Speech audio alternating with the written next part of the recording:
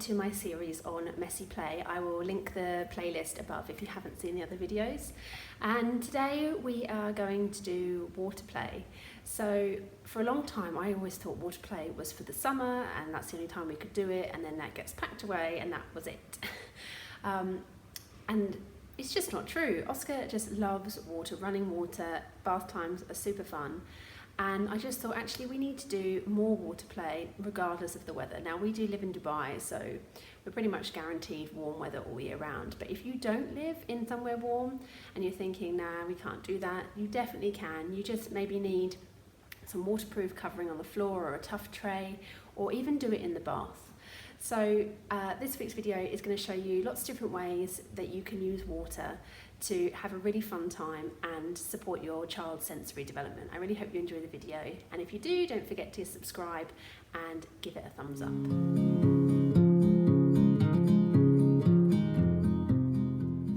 Ice play is up there at the moment with Oscar's favourite thing to do. It only requires a little bit of prep as well, so I am really enjoying it as well. All you need is some balloons and fill them with water. Don't fill them obviously too much because they need to fit into your freezer. And take an ice cube tray and some pom-poms and just fill it up with water and pop a pom-pom in each section and freeze that as well. I also use jelly molds to make some interesting shapes. And then after a day of freezing, you will get some lovely frozen orbs from your balloons, and the pom-poms create lovely colourful ice cubes that can then be dried out and reused. And toddlers love them. The sensation of having frozen things, I guess, is quite rare for them, and so it is fascinating for them to experience, especially the orbs. And actually you can give them some jugs and some water and they can do a little bit of melting as well.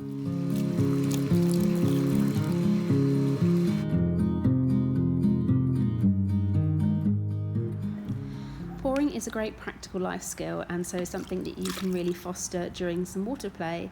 All you need is some child-sized jugs, pots, pans. You could use funnels, anything to pour into basically. This can be a really good activity for bath time as well. So I just give Oscar a selection of items. He loves running water, so being able to go and collect the water and pour it into different vessels is just absolutely the best thing ever for him. And it's obviously improving his coordination skills, and being able to pour directly into smaller and smaller containers is also a challenge.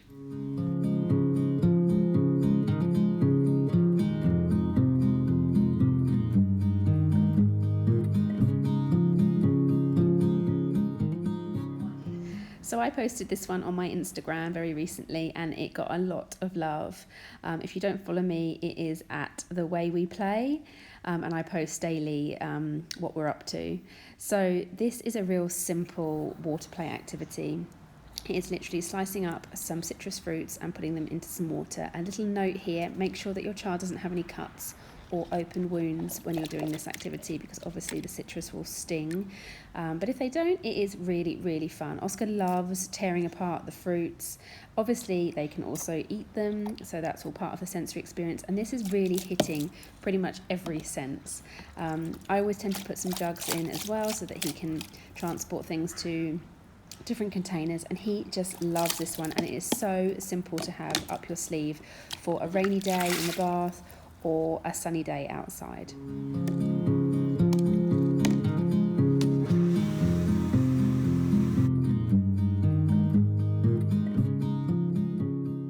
Another practical life activity here for water play is washing up. This can be for real washing up or pretend washing up.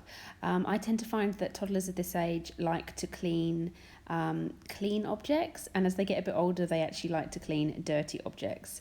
So Oscar, I just give him some different cleaning materials, brushes, sponges, and it's all really cheap to buy or you'll have already in your house, and obviously the bubbles add to the experience.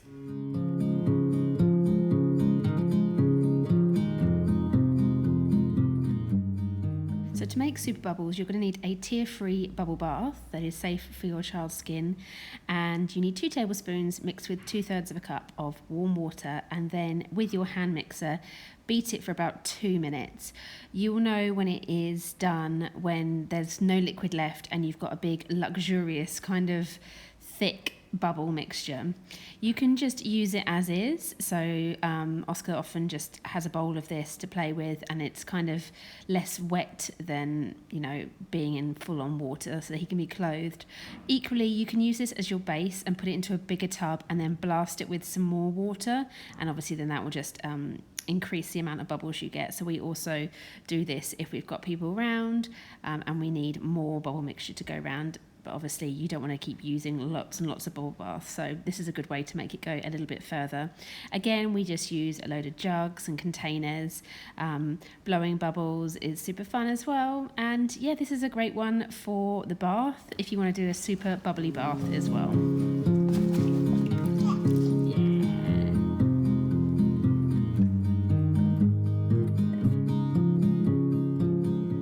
Fishing is a really good activity for improving your child's hand and eye coordination.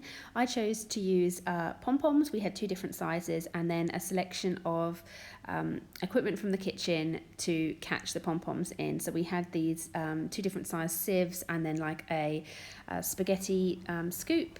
And Oscar spent a good amount of time trying to collect them, and again I always put some jugs in so he was able to use the jugs to collect and transport from one jug to another. You could use anything in this for them to catch. It could be pouch lids, you might have some plastic fish, anything really that they're able to scoop up with, and then a selection of things from your kitchen that they can use to collect their treasures with.